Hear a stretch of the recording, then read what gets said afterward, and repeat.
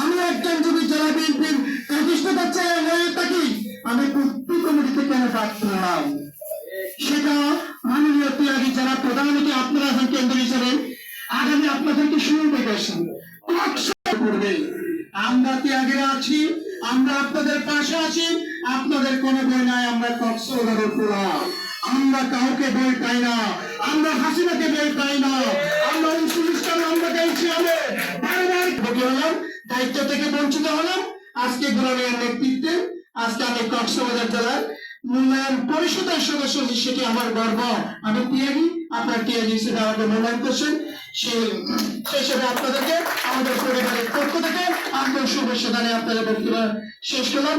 আপনাদের সবাইকে কক্সবাজারের দাওয়াত আছে পাই নাই। আমি নিজে কেমন পরিবার আছে আপনাকে নিয়ে গেছে, মেরে ফেলছে। আপনার পরিবারের যাই ভাইকে বলছে তোমার ভাই কোথায় গেছে, আমার ভাই আছে দেশের বাইরে গেছে, অথচ তাকে র্যাব নিয়ে গেছে। ভয়ে মুখ খুলে নেন।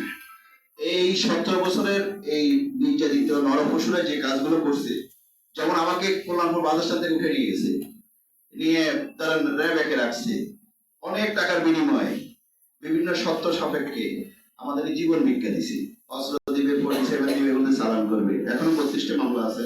আমরা সেই বিষয়ে না, আজকে আমাদের সাহায্যকে যারা আপনারা ওখানে আসলে মিষ্টি মিষ্টি কথা বলছেন, আপনাদের কথাগুলো আমার শুনতে কিন্তু ভালো লাগছিল না। সত্যি কথা, যাদেরকে সংসদে পাঠাইছেন, মন্ত্রী করে চেয়ারে বসায় রেখেছে, আপনারা গেছেন এর ভিতরে সচিবালয়, আমার মনে হয় কিনে যায় না, কেউ আপনার সাথে দেখা করতে চায় না।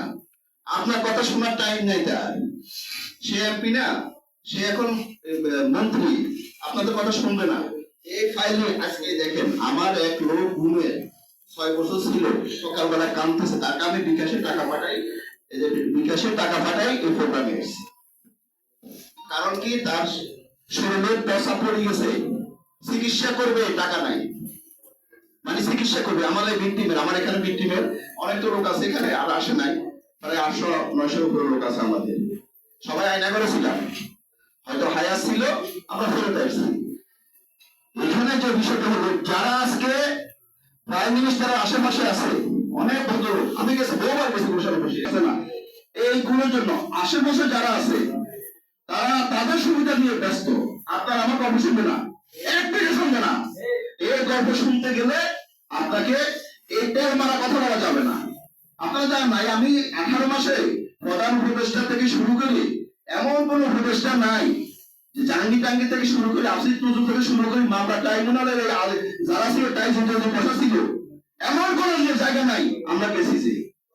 আপনারা আজকে মূল্যায়ন কমিটি করছেন, এটাকে আমি স্বাগত জানাই, কিন্তু এখানে এটা গল্প শেষ করার লাভ নাই। এটা বাস্তবতা, এটাকে কাজকে অ্যাক্টিভ করতে হবে, এটাকে আপনাকে অ্যাক্টিভ করতে হবে। কি করতে হবে?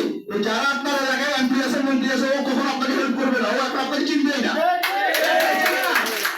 আরে আপনি মেরে যান, আপনার বন্ধু 40টা মামলা খেয়েছে না, ও আপনার 10টা মামলা দিয়ে হবে। এখন কেন জানেন? আপনি ভিতরে থাকবেন, অসুবিধা হবে। টেন্ডার বাণিজ্য কমিশন থেকে শুরু করে যার যার অবস্থানে পদ পদবি দিতে হবে। নাম্বার 1, কম্প্রোমাইজ নাই। আপনি যেখানে দিয়ে থাকেন, খুলনা থাকেন আর কক্সবাজার থাকেন, ওখানে আপনাকে পদ পদবি দিতে হবে, এটা বাধ্যতামূলক, এটা আপনার হক। এখানে যারা আছে ওই পরিবারগুলোকে কর্মসংস্থানের সুযোগ করতে হবে।